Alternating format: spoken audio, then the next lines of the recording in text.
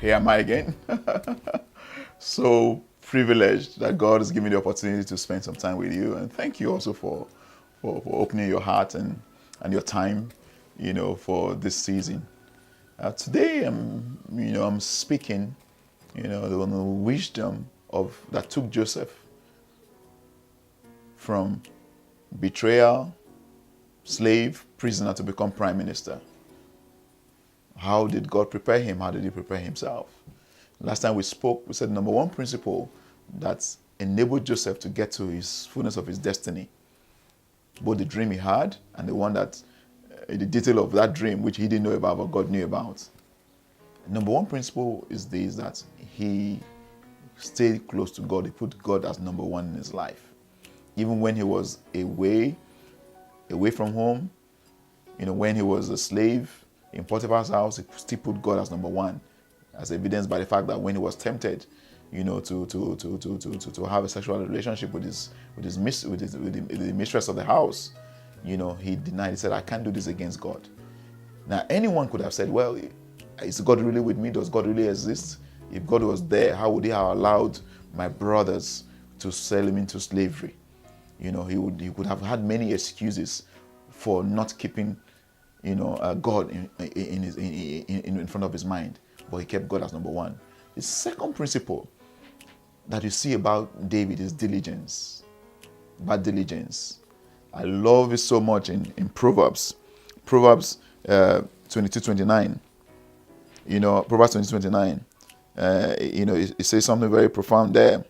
It says, "Seest thou a man diligent in his business, he will stand before kings, not before mean men." I'll tell you a personal story. When I was in secondary school, I was in a boarding school in Nigeria, my country of my birth. Now I'm Scottish, living in Scotland.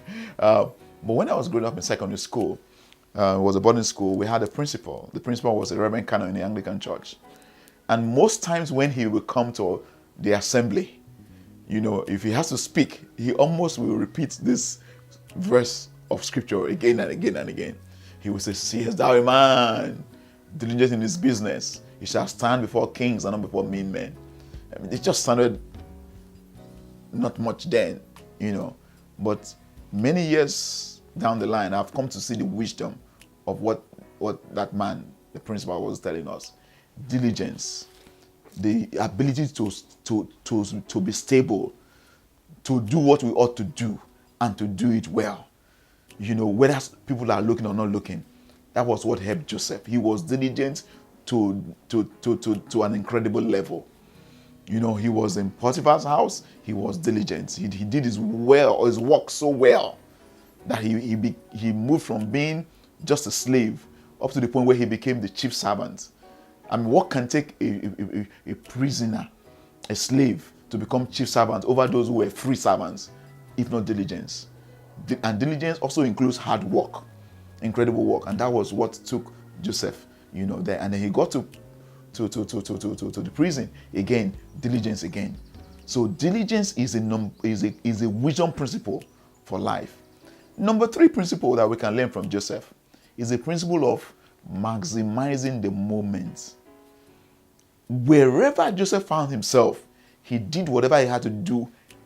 He poured all his heart and energy and ability into it. He was in Potiphar's house. He worked so hard that he became the chief servant. Now he could have said, "I'm just a slave. Why am I bothering myself? I shouldn't do all of this." He could have done his work with just minimum effort. But he did it so well that he was given charge of the whole house. When he got to prison, the same thing as well. So you can see the fact that this was a man that was diligent and consistent and maximizing every moment. Some people in life, they mishandle where they are. They say, "Oh, well, this is not really where I want to be. This is just a stepping stone." But what they don't know is that where you are is really in reality a stepping stone where we are going to. And how you step on that stone will determine how far you're going to go in life. There is nowhere where God takes you to that is a mistake. There is nowhere you are that is a mistake. Everywhere God is taking you to is a part of your journey to where you want to go and where God will go. So maximize every moment, every place where God takes you to. And then by that means, you are walking wisely towards where you want to get to and where God is taking you to. God bless you again.